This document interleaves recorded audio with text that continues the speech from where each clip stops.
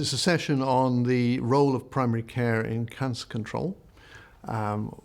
This is based on a commission that we did, that I led for Lancet Oncology, and which was published last month. And the trigger for this commission was that, first of all, there's an increasing demand for cancer care, and there are more people being diagnosed with cancer, more people surviving cancer. And policy also is focused more on care for patients being closer to where they live, delivered more commonly in the community than in hospital settings. So all of this made it quite timely for us to reconsider what evidence there was for the role of primary care in various stages of cancer, from prevention and screening all the way through to survivorship and end-of-life care.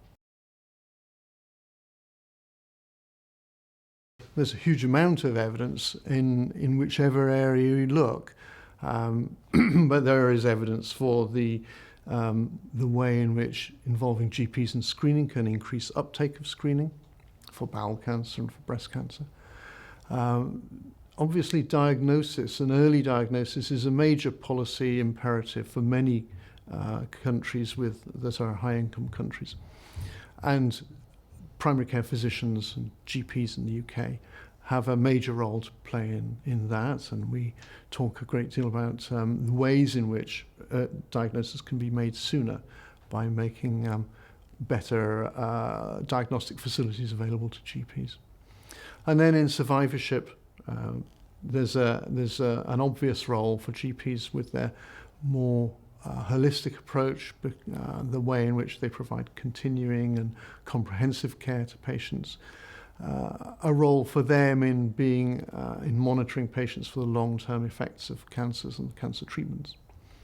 And then, of course, in end-of-life care, GPs have always had an important role. In this country, they have a very significant role.